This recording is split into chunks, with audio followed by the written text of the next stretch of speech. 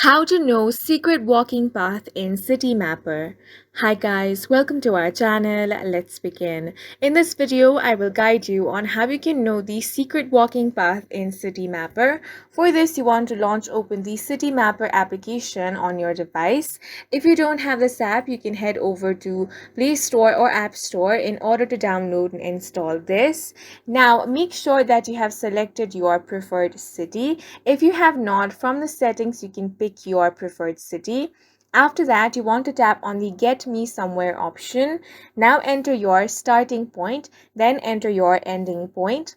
After that, you're going to find all the details over here. What you want to do now is tap on the Walk option.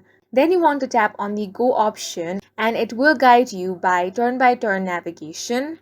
Now, if you want to find secret walking path that is lesser in distance, you want to tap on the Walk Less option. Now, as you can see, you have different walking routes over here that you can pick from. Now, the secret walking path is determined by using OpenStreet's map, which has all the best routes constantly updated by the experts.